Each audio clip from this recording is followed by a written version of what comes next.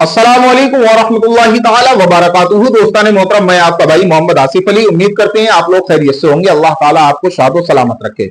मेरे भाइयों, इस वीडियो को ऊपर ना करें, ये बड़ी अहम खबर है, बड़ी जरूरत की खबर है मतलब। और इस खबर को तमाम मुसलमानों तक पहुंचा दो, तमाम लोगों तक पहुंचा दो मतलब। इस खबर का पहुंचना बहुत जरूरी है मतलब। आइए पहले हम वीडियो दिखाते हैं, उसके बाद हम आप जो है वो थोड़ी देर गुफ्तगू करेंगे।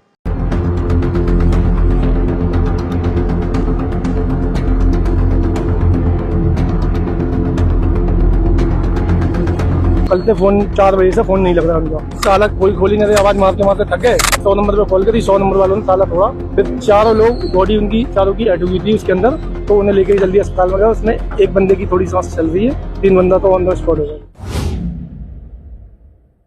आदाब, नमस्कार। मैं वसीम अख्तर और आप देख रहे हैं द लीडर हिंदी। वो मेहनती थे, गांव से निकलकर खुशियों की तलाश में दिल्ली पहुंच गए। जिंदगी बनाने के अरमान लेकर 4 दोस्त दिन भर मेहनत करते, रात में आकर सो जाते, यही उनका मामूल था।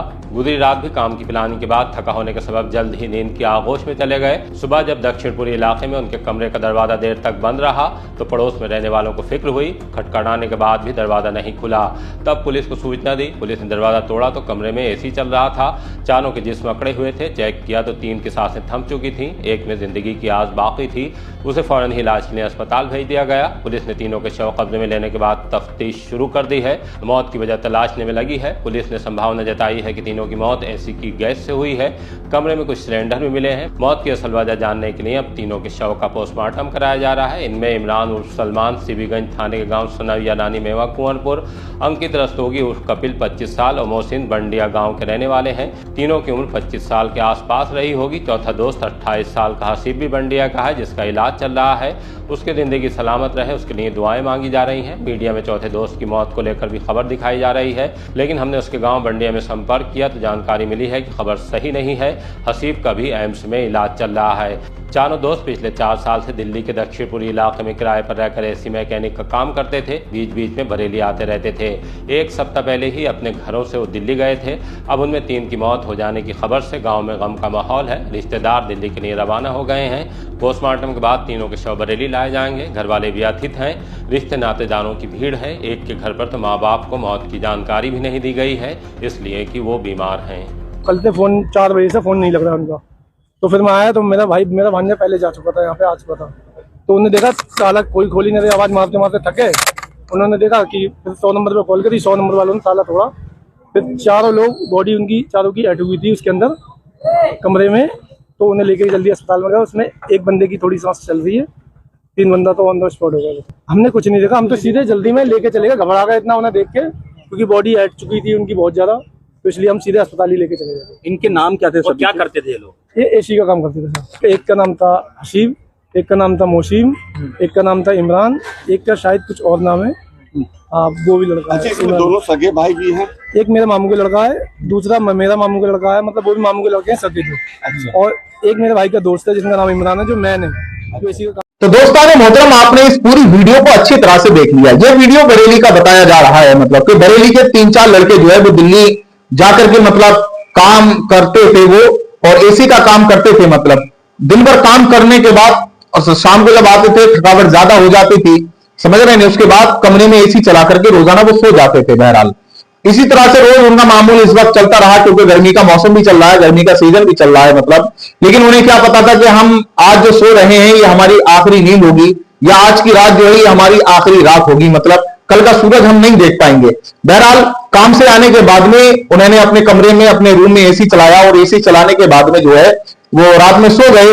लेकिन जब सुबह को कमरा नहीं खुला तो लोग जो वहां के थे मतलब उनके परिवार वाले, उन्होंने फोन किया, लेकिन फोन किसी का भी रिसीव नहीं हुआ, किसी का नहीं उठाया।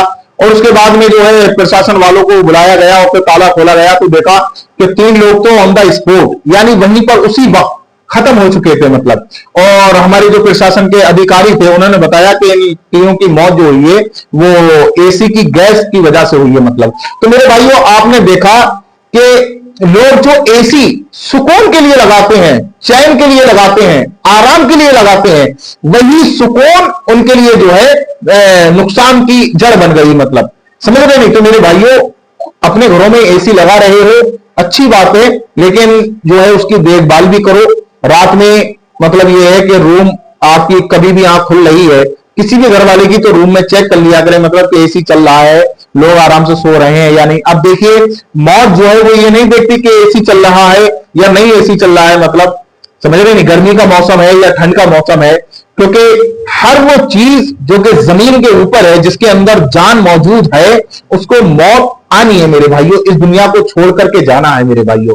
तो इस बात का ख्याल रखें। इस वीडियो से हमें एक पैगाम मिलता है, एक दर्स मिलता है, एक सबक मिलता है, वो ये कि हम अपनी एहतियात रखें, समझ रहे नहीं, अपने भाइयों का ख्याल रखें, अपने परिवार वालों का ख्याल रखें। अगर हमारे घरों में एसी लगी हुई है तो हम चेक करते रहा करें, मतलब रात में अगर किसी वक्त हमारी आंख खुली तो ऐसा ना हो कि कोई घटना हो गई हो, कोई मामला हो गया है, मतलब समझ रहे नहीं मेरे भाइयों। मौत तो आनी थी, आज नहीं आती, कल आती, कल नहीं आती, परसों आती मेरे भाइयों।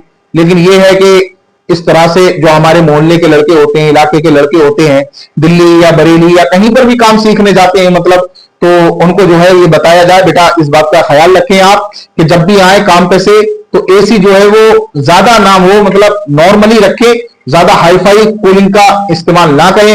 हो सकता है कि मतलब इस तरह से पैगाम देने से जो है उनकी जान बच जाए, या जो आने वाला खतरा हो या जो मामला हो उससे वो बच सकें। अल्लाह तबारक व तआला हमें और आपको और तमाम लोगों को जो है वो तमाम परेशानियों से, तकलीफों से महफूज फरमाए।